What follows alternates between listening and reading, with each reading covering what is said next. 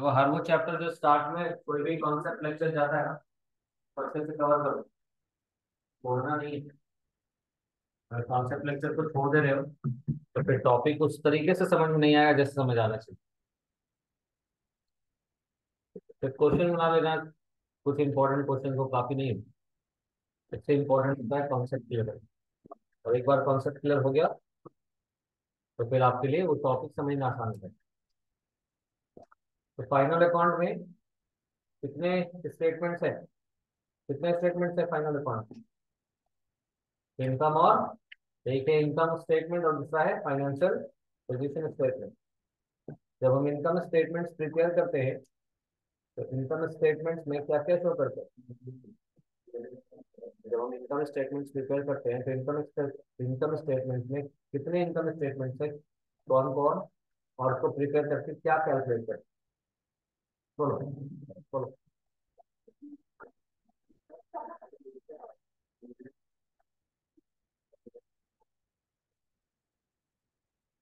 बोलो।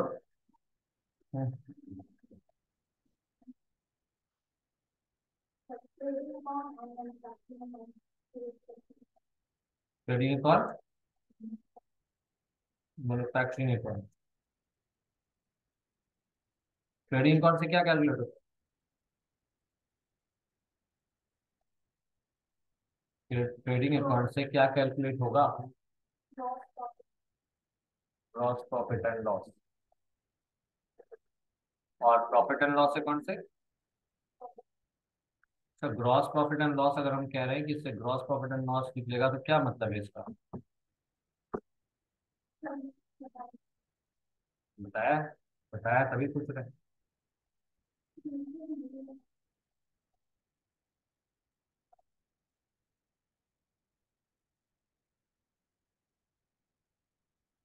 100% जिसका कंसंट्रेशन रहेगा ना वो बता दें। बोलो।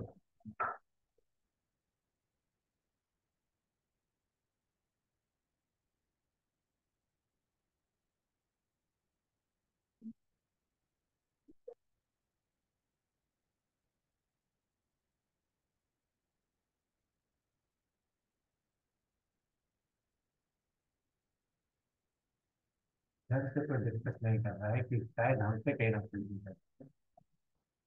एनीवन को बता सकता है? बोलो कि इनकम और एक्सपेंडिचर से प्रॉफिट निकलता है, बट ग्रॉस प्रॉफिट फिर हम जो कह रहे हो क्यों कह रहे हो? ग्रॉस प्रॉफिट या ग्रॉस लॉस वो क्या इंडिकेट करें? ग्रॉस प्रॉफिट और ग्रॉस लॉस क्या इंडिकेट करें?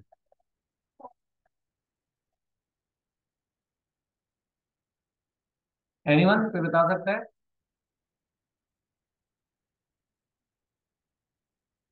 यही कि गुड्स प्रॉफिटेबल रहा कि नहीं,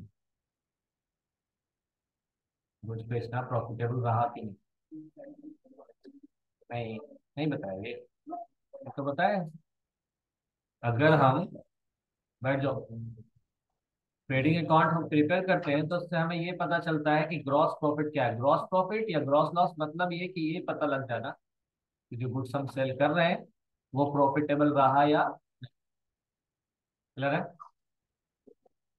अब देखो सबसे पहला पॉइंट इंपॉर्टेंट ये है कि हम लोगों ने कल एक्सपेंसेस को क्लासिफाई किया था डायरेक्ट और इनडायरेक्ट। ठीक है, तो डायरेक्ट एक्सपेंस एमएफपी से related expense, direct expense, direct expense MFP से रिलेटेड एक्सपेंस है, यानी M stands for manufacturing, F stands for factory and P stands for purchase. तो एमएफपी से रिलेटेड जितना भी खर्चा होगा वो सबका सब डायरेक्ट खर्च है। और डायरेक्ट खर्च को हम कहाँ कहाँ शो कर सकते हैं? डायरेक्ट खर्च को हम ट्रेडिंग में शो कर सकते हैं, और डायरेक्ट खर्च को हम मैन्युफैक्चरिंग अकाउंट में शो कर सकते हैं। ठीक है, अगर तो मैन्युफैक्चरिंग ऑर्गेनाइजेशन है तो डायरेक्ट खर्च जाएगा मैन्युफैक्चरिंग अकाउंट में, और अगर ट्रेडिंग कंसर्न है तो डायरेक्ट एक्सपेंस कहाँ जाएगा, कहाँ जाएगा? ट्रेडिंग, किस साइड? तो इस पूरे टॉपिक में सबसे पहले जो आपको इंपॉर्टेंट चीज सीखना है ना वो ये कि आपको डायरेक्ट एक्सपेंस पहचानना आना चाहिए। ठीक है, तो ऑल्दो आप लोगों को रूल्स तो बता दिया गया है कि एमएफपी से रिलेटेड खर्च डायरेक्ट खर्च होगा। M stands for, F stands for और पी स्टैंड्स फॉर। क्लियर है? We will see some of the example of, some क्या, ये पूरा लिस्ट देख लें जिससे आपको अंदाजा लग जाएगा कि ये सारा का सारा खर्चा इधर मैन्युफैक्चरिंग से रिलेटेड है या फैक्ट्री से रिलेटेड है या फिर परचेस। क्लियर है? तो हम लोग सबसे पहले एग्जांपल देखेंगे डायरेक्ट एक्सपेंस का। हम लोग जो फॉर्मेट आज डिस्कस करने वाले हैं ना, उसमें इतने सारे डायरेक्ट एक्सपेंस को नहीं लिखेंगे। We will just write direct expense and some of the example. ठीक है? फॉर्मेट हमारा बहुत छोटा होने वाला है, ट्रेडिंग अकाउंट। और जितना फॉर्मेट यहाँ पे आपको बता दिया जाएगा, बस उतना ही फॉर्मेट में आपका क्वेश्चन सॉल्व हो जाना है। The important part is you must be able to identify direct expense. कहाँ पे मेहनत करना है? क्या आइडेंटिफाई करने में? Direct expense. अगर आपने डायरेक्ट एक्सपेंस को सही सही आइडेंटिफाई कर लिया, हो गया, ट्रेडिंग अकाउंट सीख जाओगे। Trading first part. सो यहाँ पे देखो, जो डायरेक्ट एक्सपेंस है, यहाँ पर एग्जाम्पल स्टार्ट हो रहा है कैरेज इनवर्ड। पहला example, carriage on purchase. Carriage inward मतलब गुड्स को मंगवाया है ना, उस पर भाड़ा पे किया, परचेज से रिलेटेड हो गया। सेकंड तो कही रहा है कैरेज ऑन परचेज। तीसरा एक्सपेंस देख लीजिए, रेलवे फ्रीट ऑन परचेज। ये भी कैसा है? परचेज से रिलेटेड है। कूली एंड कार्टेज, ये भी कैसा है? गुड्स को मंगवाने से रिलेटेड है। ऑक्ट्री और कस्टम ड्यूटी। ऑक्ट्री और कस्टम ड्यूटी, एक स्टेट से दूसरे स्टेट क्रॉस करने में जो टैक्स लगता है, ऑक्ट्री कहलाता है। विदेश से गुड्स आने में जो टैक्स लगता है, इम्पोर्ट ड्यूटी कहलाता है। कस्टम ड्यूटी, विदेश से जो गुड्स इंडिया में आया है ना, तो उसको छुड़वाने में भी जो चार्ज लगता है, उसको import duty and custom duty भी कहते हैं। इम्पोर्ट ड्यूटी अलग टैक्स है, कस्टम ड्यूटी डिफरेंट टैक्स, तो बोथ आर टैक्स। तो कस्टम ड्यूटी हो गया। डॉक चार्जेस, मतलब बंदरगाह से अगर गुड्स क्लियर कराना है तो वहां पे चार्ज लगते हैं। क्लियरिंग चार्जेस, डॉक चार्जेस के अलावा और भी एक खर्च वहां पे पेड करना होता है, इसको क्लियरिंग चार्जेस बोला जाता है। बट एक ही खर्च का डिफरेंट नेम है, मतलब एक ही कैटेगरी के खर्च का डिफरेंट नेम है। ये विदेश से गुड्स मंगवा रहे हैं ना, तो ये सब होना है खर्च। फिर आ जाएगा इंपोर्ट ड्यूटी के बाद वेजेस हो गया। लगी रहा है फैक्ट्री से रिलेटेड खर्चा है। मजदूर कहाँ काम करेगा? फैक्ट्री में। वेजेस कह लो या प्रोडक्टिव वेजेस कह लो। फिर नीचे में देखो लिखा हो wages and salaries of factory staff. फिर फैक्ट्री का एक्सपेंसेस, फैक्ट्री का रेंट, रेट्स, टैक्सेस, फैक्ट्री की लाइटिंग एक्सपेंसेस, फैक्ट्री का रिपेयर्स, फैक्ट्री का insurance, gas, fuel, power, oil, water, grease, motive power, stores consume, manufacturing expense, packing material. ठीक है? ये सारा का सारा खर्चा कैसा खर्चा है? ये सब के सब एक्सपेंसेस डायरेक्ट एक्सपेंस। क्लियर है? कैसे पहचानेंगे? पहचानने का तरीका तो बिल्कुल सिंपल है ना। एमएफटी से रिलेटेड, मैन्युफैक्चरिंग फैक्ट्री और परचेज से रिलेटेड खर्च कैसा खर्च है? Direct expense. ये सारे के सारे एग्जांपल जो आपको दिखे कैसे एक्सपेंस के हैं। क्लियर? अब देखो, लिस्ट इतना बड़ा याद नहीं रहेगा, लेकिन ये क्लियर है कि आपको फॉर्मेट याद रहेगा। और सबसे पहले हम लोग आज ट्रेडिंग अकाउंट का फॉर्मेट डिस्कस करेंगे, then one of the questions from the book से आपके एक क्वेश्चन डिस्कस करेंगे और एक क्वेश्चन आप लोग प्रैक्टिस करके दिखाओगे अभी। कौन से अकाउंट का? Trading account. और ट्रेडिंग अकाउंट पर बेस्ड आपको एक क्वेश्चन होमवर्क में मिलेगा और कल ट्रेडिंग अकाउंट का प्रैक्टिस सेशन रहेगा, कम से कम 2 क्वेश्चन। ठीक है? ट्रेडिंग अकाउंट क्यों प्रिपेयर करते हैं? क्या जानने के लिए? कौन सा प्रॉफिट? ग्रॉस प्रॉफिट या लॉस? क्या पता चलता है? क्या इंडिकेट करता है कि जो गुड्स हमने सेल करा है वो प्रॉफिटेबल रहा कि? ठीक है? तो ट्रेडिंग अकाउंट में जो फॉर्मेट है वो है, 4 कॉलम होंगे। पर्टिकुलर्स, अमाउंट, पर्टिकुलर्स, ऊपर में टॉप पे लिख देना है trading account for the year ending.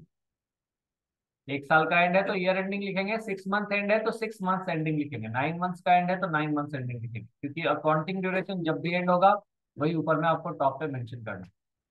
क्योंकि नॉर्मली अकाउंटिंग ईयर एंड होता है 1 साल पे, इसलिए ऊपर में लिखा हुआ है for the year. Is that clear?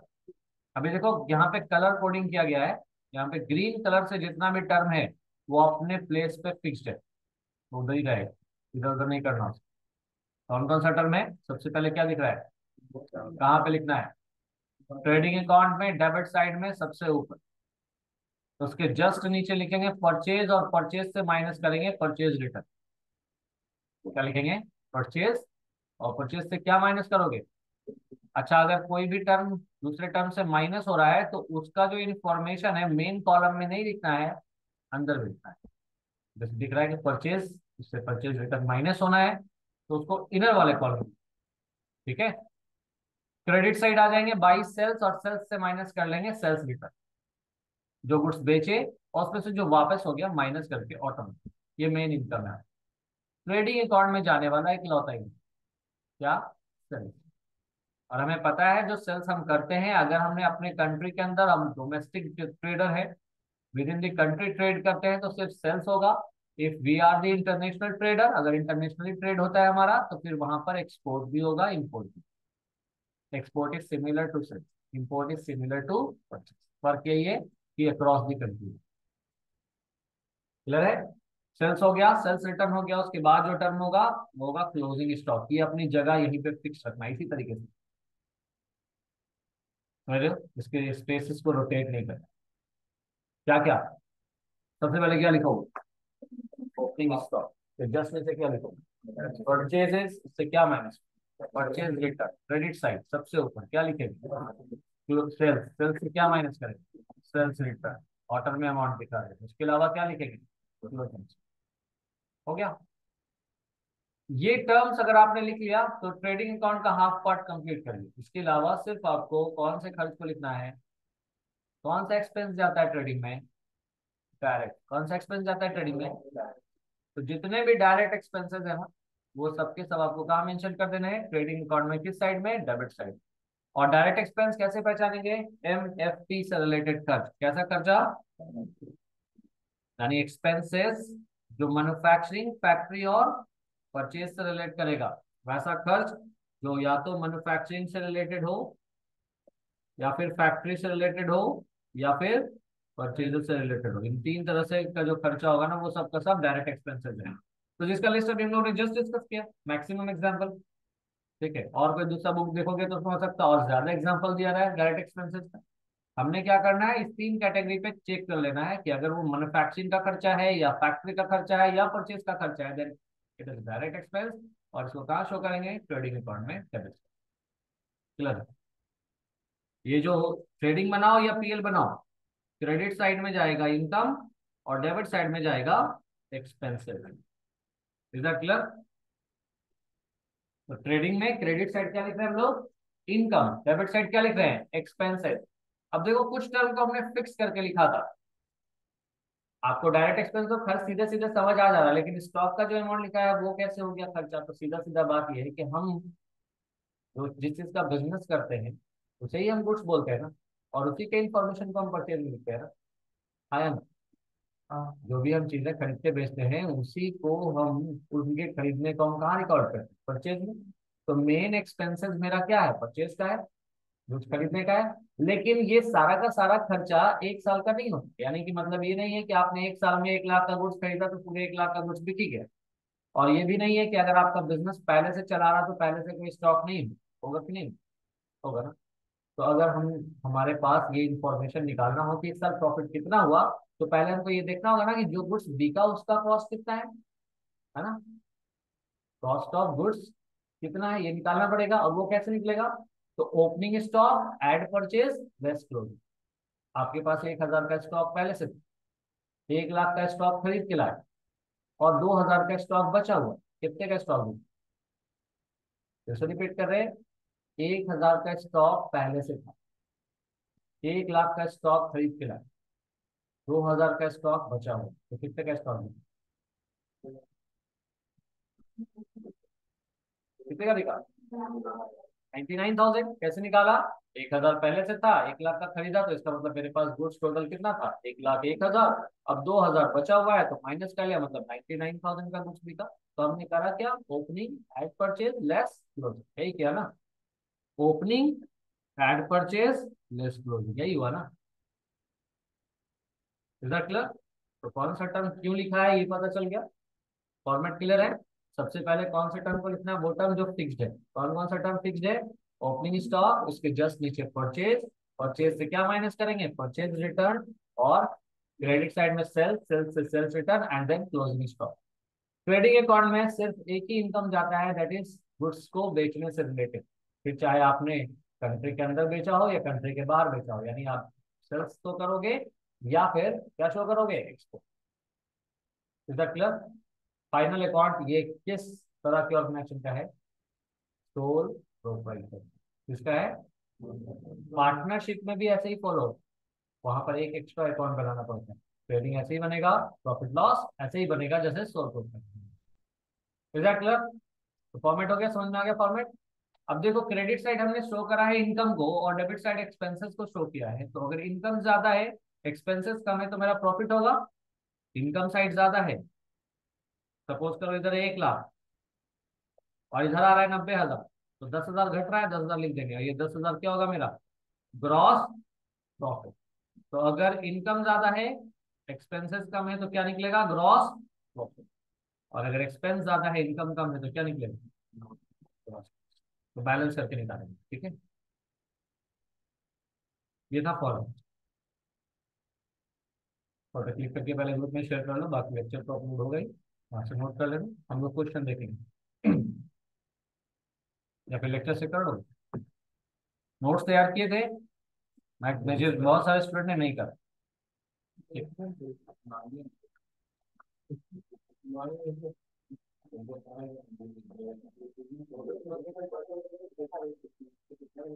अभी देखो, अगर ट्रेडिंग अकाउंट तुम लोग बनाओगे ना पहले, तो हो सकता है कि तुम में से ज्यादातर टर्म स्टार्ट में एक दो बार कोशिश करना कि वो टर्म जो फिक्स है उसको लिख लो, अमाउंट आइडेंटिफाई करके लिख लो। लेकिन जब प्रैक्टिस से आपको याद हो जाए, तो फिर आपको कोई भी टर्म लिखने का जरूरत नहीं है। आप अगर ओपनिंग स्टॉक नहीं मिला है तो उसका स्पेस छोड़ दीजिए। परचेज का इन्फॉर्मेशन बाद में दिख रहा है तो परचेज का स्पेस छोड़ दीजिए, परचेज रिटर्न का स्पेस छोड़ दीजिए। मतलब जो टर्म जिसका प्लेसमेंट फिक्स है, उसके लिए या तो वो टर्म पहले लिख दो या फिर उसका स्पेस छोड़ दो। ठीक है, तो जो आपको बेटर लगेगा उसके हिसाब से आप करें। ठीक है, अभी हम लोग एक क्वेश्चन सॉल्व करेंगे जो आपके नोट्स का क्वेश्चन होगा। एक क्वेश्चन जो आपके नोट्स का क्वेश्चन होगा। ठीक है, क्वेश्चन नंबर 2 निकाल लो सब लोग, स्टडी मैथ क्विक।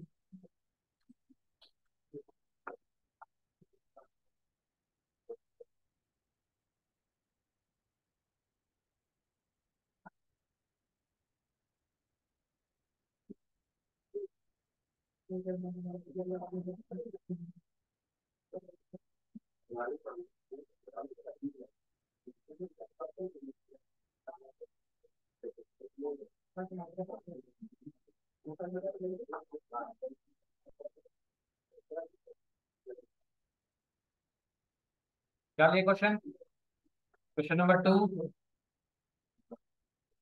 एवरीवन। देखिए, क्वेश्चन नंबर 2 में क्या लिखा हुआ है? From the following particulars of Chandramohan. Chandramohan sole proprietor है, और उसके इंफॉर्मेशन से, उसके उसने जो इंफॉर्मेशन प्रोवाइड किया है उसके हेल्प से आपको बनाना है trading account for the year ending 31 मार्च 2018। कब का बनाना है? 31 मार्च 2018। फॉर्मेट ड्रॉ कर लेंगे, ये हमारा फॉर्मेट। सबसे पहला काम क्या होगा? फॉर्मेट ड्रॉ कर। फिर हमें पता है कितना टर्म का प्लेसमेंट फिक्स है, क्या क्या है? ओपनिंग स्टॉक सबसे पहले है ना, तो ये वाला जो स्टॉक ऊपर में दिया हुआ ना, ये ओपनिंग स्टॉक ही है, बस उसका डेट सही कर लेना है। 1 अप्रैल 2016 नहीं होगा, 1 अप्रैल 2017।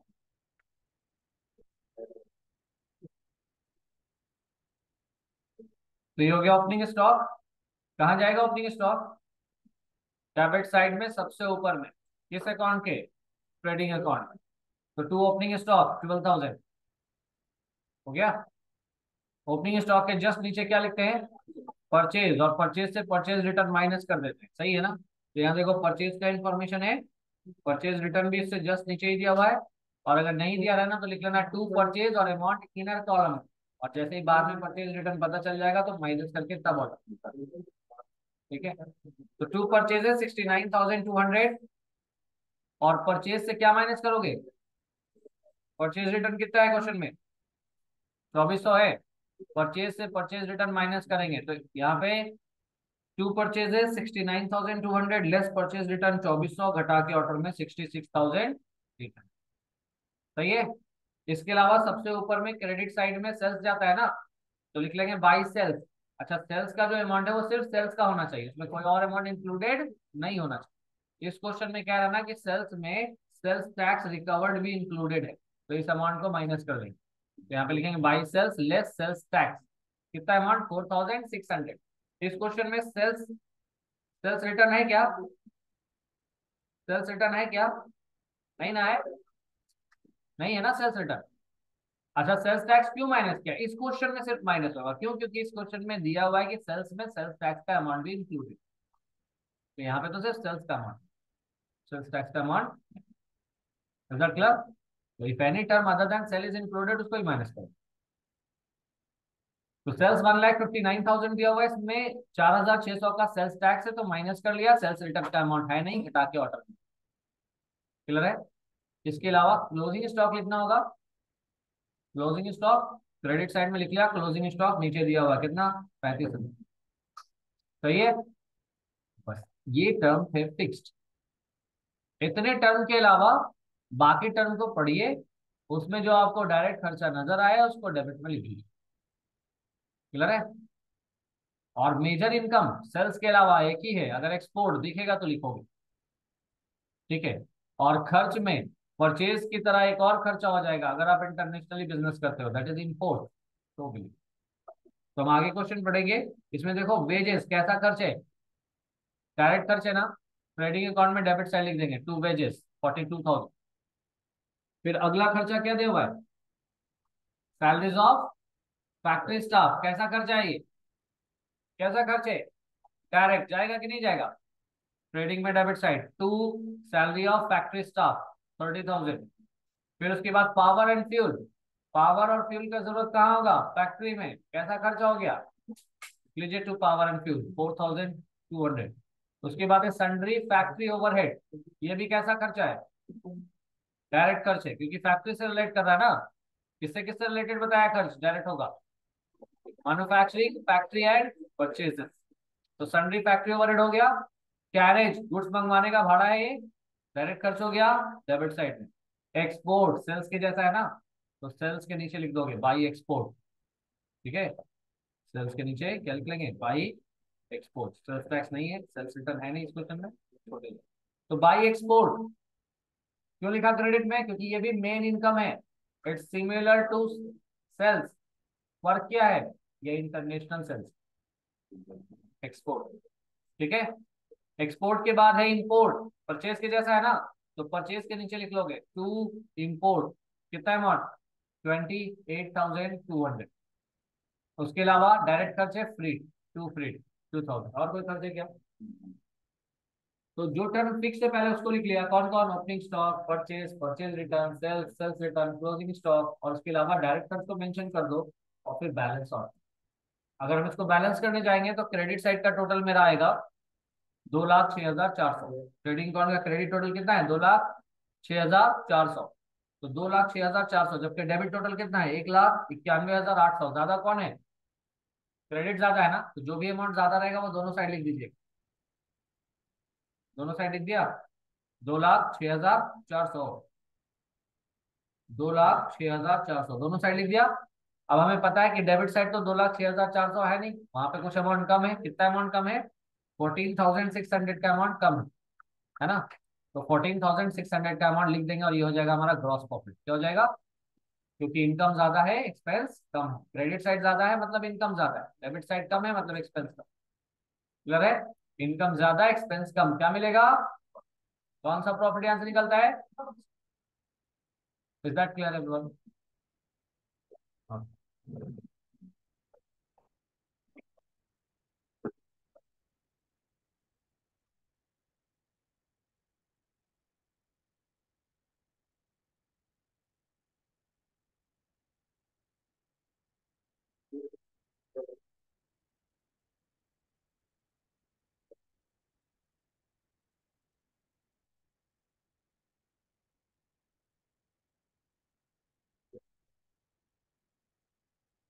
ट्रेडिंग अकाउंट का कॉन्सेप्ट सबका समझ में आ गया everyone? Everyone in this class, trading account बनेगा, फॉर्मेट याद हो गया सबको? क्या क्या टर्म है जो फिक्स है? क्या क्या टर्म है जो फिक्स है? क्या क्या? और सेल्स रिटर्न क्लोजिंग स्टॉक, ये टर्म ठीक है, उसके अलावा डायरेक्ट कर सकता है ट्रेडिंग के डेबिट साइड। क्लियर है? चलिए इस क्वेश्चन का सॉल्व किया हुआ नोट क्या के लिए कर रहे हो, स्क्रीनशॉट शेयर करो ना, क्वेश्चन बनाओ। Question number 1, solve question number 1, इधर पे नोट कर। स्टडी मैट से क्वेश्चन नंबर 1 सॉल्व कीजिए, क्योंकि उतना टाइम आप लोग यहाँ पे नोट करके सुधारिएगा, फिर टाइम में एक क्वेश्चन दिमाग लगा के बना लीजिए। हाँ ठीक है, शेयर कर दे रहे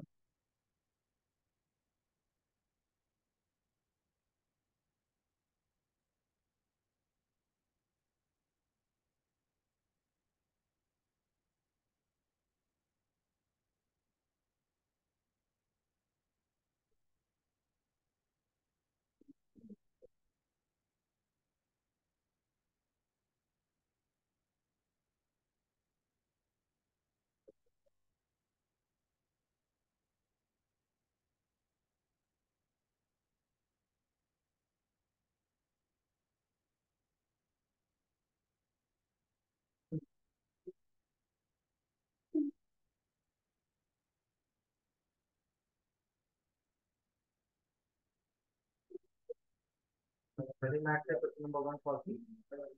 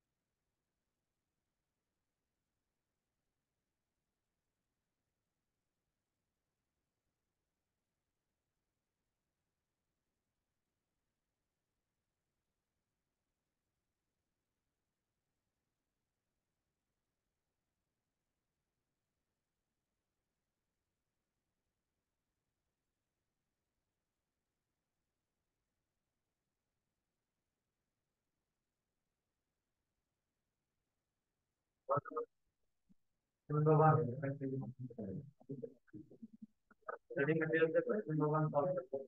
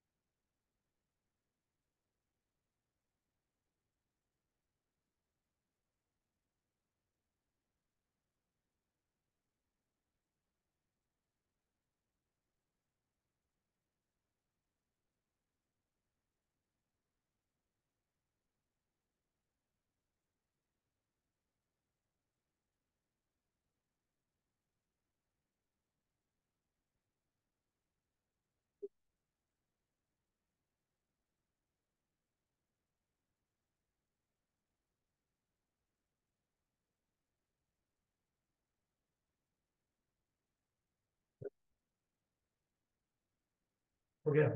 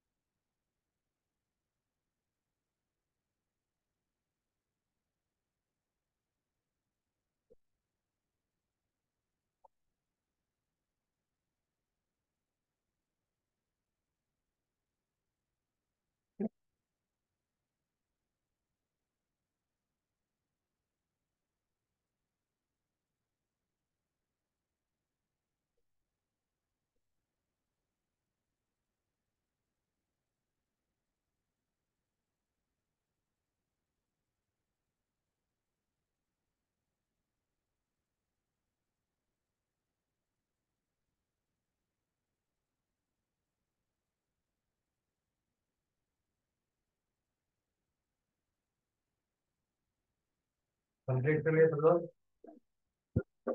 तो ट्रेडिंग अकाउंट का फॉर्मेट सबका अच्छे से क्लियर होना चाहिए, क्योंकि बैक टू बैक अभी क्वेश्चन ट्रेडिंग अकाउंट से रिलेटेड आएगा। ठीक है, कल बहुत सारा प्रैक्टिस क्वेश्चन करेंगे हम, और होमवर्क के तौर पे इसमें स्टडी मैथ से रिलेटेड क्वेश्चन होगा। क्वेश्चन नंबर 3 साइड 3 भी ट्रेडिंग अकाउंट से रिलेटेड है ना। तो थर्ड नंबर क्वेश्चन होमवर्क में होगा, पहले आप क्वेश्चन नंबर 1 मिला लो। ओपनिंग स्टॉक कितना लिखे, कहाँ पर लिखे? ट्रेडिंग अकाउंट में डेबिट साइड सबसे ऊपर, उसके जस्ट नीचे परचेज, और परचेज से परचेज माइनस किए, 5,24,000 से 24,000 माइनस करके क्वार्टर में 5 लाख दिखाए। मोबाइल साइलेंट नहीं रहता है।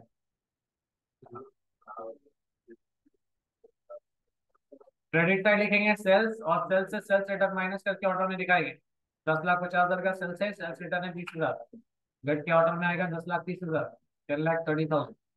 वेजेस डायरेक्ट खर्च है ना, ट्रेडिंग अकाउंट के डेबिट साइड लिखोगे। क्लोजिंग स्टॉक आपको पता है 1,64,000 दिया होगा। फिक्स टर्म हमने मेंशन कर दिया है। इसके अलावा क्या जाएगा ट्रेडिंग में, क्या जाएगा, डायरेक्ट एक्सपेंस। वेजेस डायरेक्ट खर्च है, कैरेज इनवर्ड डायरेक्ट खर्च है ना, फैक्ट्री रेंट डायरेक्ट खर्च है, ड्यूटी क्लियरिंग चार्जेस भी डायरेक्ट खर्च है, इलेक्ट्रिसिटी वाटर चार्जेस भी डायरेक्ट खर्च है। सारा डायरेक्ट खर्च को लिख लिया, सही है। बस बैलेंस शीट और बैलेंस करो। क्रेडिट साइड 11,94,000 आया है, डेबिट साइड भी उतना ही लिखेंगे 11,94,000, क्योंकि ये हाईएस्ट अमाउंट है दोनों में। हाईएस्ट जो अमाउंट होगा उसको दोनों साइड लिख लेना है। अब जो डिफरेंस अमाउंट है वो निकाल के लिख लो, 3,25,600 आ रहा है ग्रॉस प्रॉफिट। कितने लोगों का सही हुआ। ट्रेडिंग अकाउंट से रिलेटेड क्वेश्चन नंबर 3 होमवर्क के तौर पे बना के लाइएगा, चेक करवा देंगे। बाकी प्रैक्टिस क्लास में, क्लास प्रैक्टिस, ठीक है। ट्रेडिंग अकाउंट खत्म होगा तो फिर प्रॉफिट लॉस डिस्कस करेंगे। Conceptual concept lecture trading account का आज हो गया।